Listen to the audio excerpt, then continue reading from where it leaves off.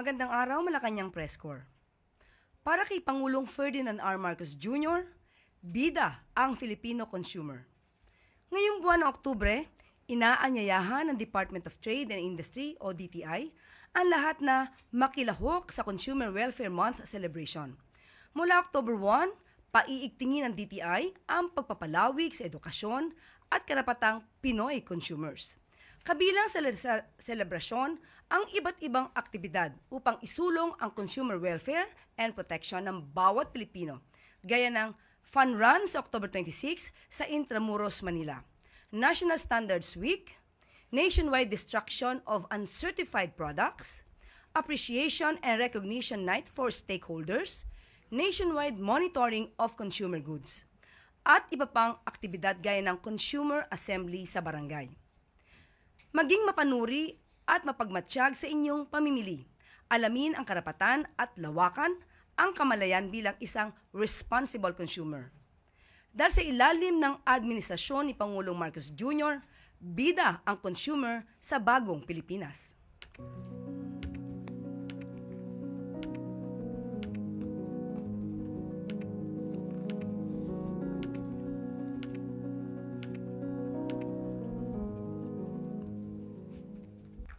At maaari na po akong tumanggap ng inyong mga katanungan. Unang tanong mula po kay Christian Yusores, DZMM.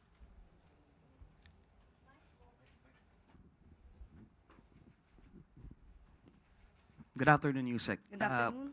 May we know po the palace's statement or reaction sa resignation ni Mr. Zaldico as member ng House of Representatives. May mga umaalma po kasi na baka lalong hindi na po siya umuwi, and even DOJ Secretary Remulla said alam niya na baka hindi na magparamdam si Mr. Ko. Sa pangyayari po yan, kung nag-resign po siya, yan naman po ay kanyang kagustuhan. Walang makakapigil sa kanyang mga desisyon.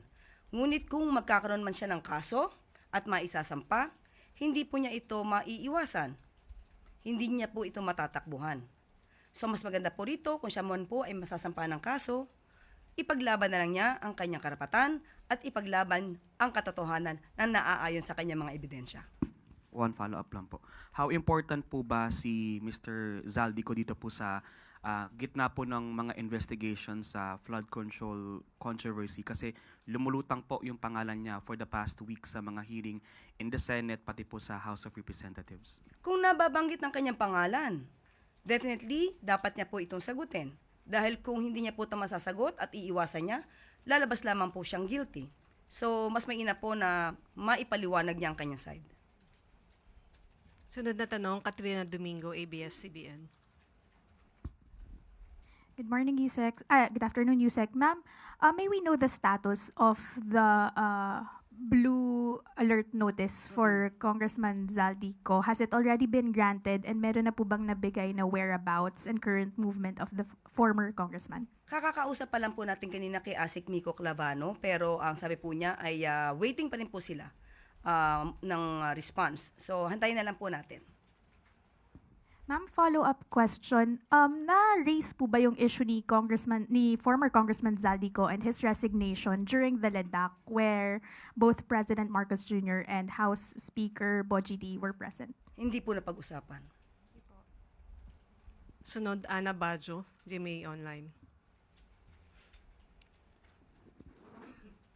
Good afternoon, ma'am. Ma'am, may we just get palas po? Sino po yung namili kay Azurin to be the special advisor? Is it the ICI or President Marcos? And ma'am, what were the things considered para si Azurin po yung mapili nating kapalit ni Mayor Magalong? Kung sino man po ang namili, ibibigay ko na naman po sa inyo kung anong detalye dyan. Pero ayon po sa Pangulo, ang pagkakapili po kay General Azurin ay base na rin po sa kanyang karanasan, sa kanyang mga kagalingan, at siya naman din po ay investigador at walang komplikasyon. Hindi po kasi siya politiko. Ma'am, but how confident is the President with Azurin being the special advisor po ng ICI given na he was implicated po sa isang, he was accused of allegedly covering up yung drug haul sa Manila noong 2022, though hindi naman po siya kasama sa nakasuhan. So, yan po, maliwanag. Kayo na po nagsabi, hindi nakasuhan. Kasi kung naakusahan lang, madali po kasi mag-name drop. Madaling magbanggit ng pangalan. Madaling magturo, lalo na ngayon. Pero iba po kasi kapag nakasuhan at nagkaroon ng desisyon ng conviction. Thank you, ma'am. Sunod, Ivan Mayrina, GMA News. Yusek, good afternoon.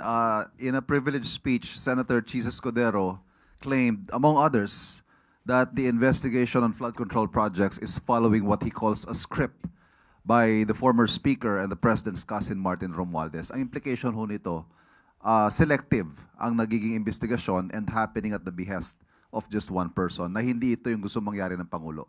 Ano ho ang pahayag ng Malacanang kaugnay sa naging privileged speech ni Senator Escudero? Kung yan po siguro ang kanya napapansin at nakikita, malamang hindi naman din po yan ang napapansin ng iba. Sabi nga po natin, sa ngayon, lahat po ng naituturo, lahat na nababanggit na pangalan, dapat nating i-considera na inosente. They should be presumed innocent until proven guilty. Let us go to where the evidence leads us. So, ang mangyayari po dito, hindi po kasi nadadaan sa magandang talumpati, hindi nadadaan sa pagtuturo ang pagpapanagot sa mga nasabing umabuso ng pondo, kundi sa pamamagitan ng sapat na ebidensya. So ang mga ebidensyang ito, maaari naman pong ibigay sa ICI at ang ICI naman po ay isang independent commission na maaaring tumingin ng lahat ng mga evidence, facts, records para matumbok kung sino ang dapat ng panagot. Nabanggit niyo po yung ICI and still on the former Speaker. May pahayag po si Vice President Sara Duterte. At if you don't mind, babasahin ko po yung portion, nahihingan ko kayo ng reaksyon. Ang sabi po ni VP Sara, I have repeatedly questioned the judgment of President Ferdinand Marcos in choosing Martin Romualdez as Speaker of the House of Representatives, especially after the Delaware court ruling was issued. Sadly, President Marcos continues to display this flawed judgment by merely changing the leadership in both houses of Congress while keeping a stranglehold on the flood control probe through the creation of what is supposed to be an independent commission on infrastructure that is clearly under his control. One day, the flood waters of truth and accountability will flow all the way to Malacanang, and on that day, the Filipino people will finally decide that we deserve better. Okay, nakakuha po tayo ng pahayag ngayon lamang at atin pong nabasa ang kabuuan. Unang-una po, siya naman po ay abogado. So, dapat malaman niya kung ano ba ang pagkakaiba ng na-mention at ang conviction.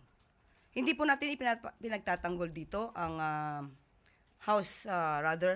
former House Speaker o Representative Romualdez. Pero babase lamang po tayo sa kanya naging salaysay. Unang-una, sinabi niya rin po, oo, sapagkat ito ay tugma sa mga nababalita na noong pagtanggap niya ng suhol. Ang sabi niya po sa salita, napabalita. So, ibig sabihin, nabanggit lang. Pero walang naging desisyon ang korte tungkol sa di umanong suhol. Pangalawa, sinabi niya po na bakit pinili ng Pangulong Marcos si Representative Martin Romualdez bilang Speaker of the House. Wag niya pong kalimutan na mayroon pong separation of powers. Wala pong kinalaman o wala pong maaring responsibilidad sa pagpili noon kay Representative Martin Romualdez bilang House Speaker. So, wag niya pong kakalimutan yon. At yung binabanggit niya pong Delaware decision sa Delaware Court, muli, nakita po natin to pero wala rin pong mention na si Speaker Romualdez or si Representative Romualdez ay guilty. Ang sabi lamang niya dito sa kanyang pahayag na mention ng 17 times. So, siya po mismo, ang Vice Presidente ay name-mention din sa mga di umano-anomalya na transaksyon. Dapat po ba natin siyang husgahan katulad ng ginagawa niya ngayon sa ibang mga mambabatas? Ma'am, sorry. How about on this point where the VP is saying that the flood waters of truth and accountability will flow all the way to Malacanang? Maski na po mismo, napakinggan po natin si Senator Chis Escudero kahapon. Kahit na nga po ang Pangulo, sinabi po niya na walang kinalaman at siya pa po ang nagsumbong kung anong nagaganap. Kaya wag niya pong ipahid ng Vice Presidente kung ano man ang patungkol sa mga anomalyang nagaganap ngayon. Hindi po malilinis ng Vice Presidente ang mga akusasyon, hindi lamang akusasyon, kundi pag-amen ng kanyang ama mismo tungkol sa pagnanakaw sa pondo ng bayan. So wag niya pong ipahid kung ano man ang nangyari noong nakaraang panahon at ng administrasyon sa Pangulo na ngayon na siya mismo nagpapaimbestiga na maanumalyang flood control projects. Ang tangi lamang po yatang niyang alam ay sirain ang Pangulong Marcos Jr. Thank you. Sunod, Eden Santos, Net 25. Good afternoon po, Yusek. Gaano pa rin po ka-solid ang Armed Forces of the Philippines sa gitna po ng mga nangyayaring korupsyon sa gobyerno at may mga sundalo na rin po yung nagsasalita sa SOCMED in support po dun kay Guteza. Paniwala pa rin po, may tiwala po ang ating Pangulo sa ating mga kasundaluhan na sila po ay mananatiling matatag at ang kanila lamang na ipasusunod ay kung ano po ang sinasabi ng konstitusyon. At lahat naman po tayo, hindi lamang po ang kasundaluhan ang galit sa korupsyon. So, atin pong igagalang ang kanilang mga mensahe dahil hindi po lahat ng tao gugustuhin na manakawan ng pondo ng bayan. Wala naman pong mga intel reports na may mga kumikilos na po sa AFP para mag-withdraw ng support sa Pangulo. Nadinig na po natin si General Bronner. Sinabi po niya na mananatili silang matatag at hindi po sila sasali sa gintong klaseng gulo at ang papatupad lamang po nila kung ano yung nasa konstitusyon. Thank you. Sunod, Alvin Baltasar, Radyo Pilipinas. Yusek, good afternoon po. Yusek, ano po ang stand ng Pangulo tungkol doon sa panawagan na sana ma-open yung hearing sa Independent Commission for Infrastructure? Noon pa po sinabi ng Pangulo na itong ICI ay isang independent commission. So kung ano po ang kanilang magiging polisiya at ang kanilang magiging procedure po doon ay igagalang po ng Pangulo at hindi po manghihimasok ang Pangulo dahil sila po ay independent body or commission.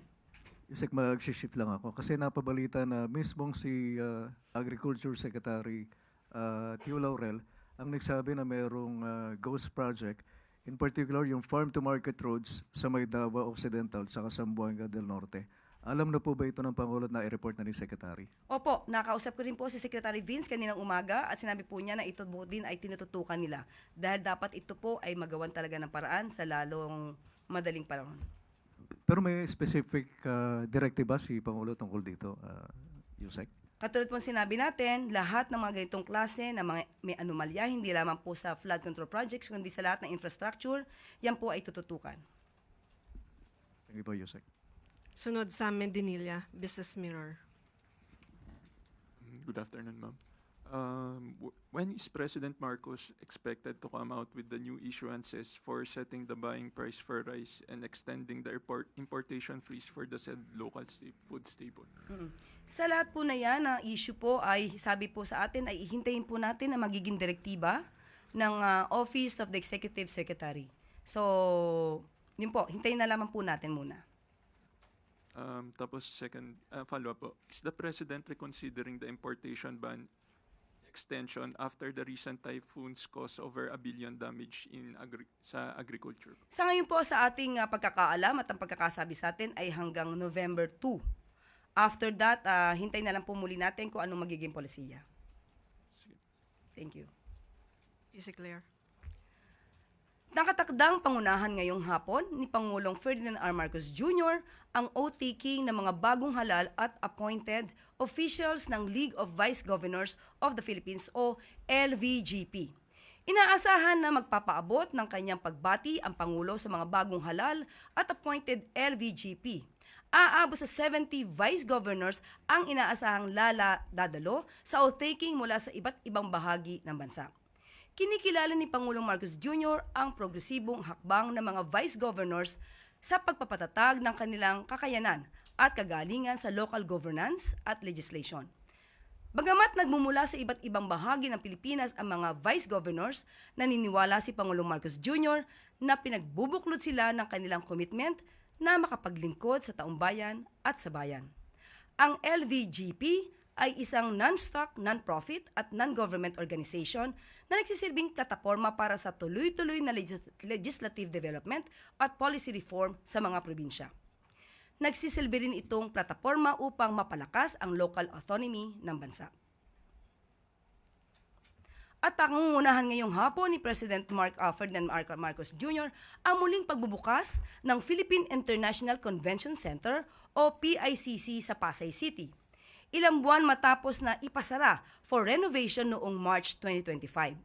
Ang PICC ay pansamantalang isinara sa publiko upang paghandaan ang dalawang landmark events sa bansa sa susunod na taon, ang 50th anniversary ng PICC at ang hosting ng Pilipinas sa Association of Southeast Asian Nations Summit. Kabilang sa mga upgrades sa PICC, ang installation ng complete state-of-the-art audiovisual equipment para sa international at local event servicing, ang malaking LED wall sa mga meeting rooms at halls at high-speed complex-wide Wi-Fi. Kasama rin dito ang enhanced security systems at energy-efficient LED lighting. Ang PICC ay opisyal na nagbukas sa publiko noong September 5, 1976. Ito ay nagsisilbing historic at architecturally significant convention center na dinisenyo ni national artist and architect Leandro Locsin at ito ay pagmamayari ng Bangko Sentral ng Pilipinas. Kabilang sa mga historical events na ginanap sa PICC ang Miss Universe pageant noong 1994 at ang ASEAN noong 2017. At dito na po nagtatapos ang ating press briefing. Magandang araw para sa bagong Pilipinas.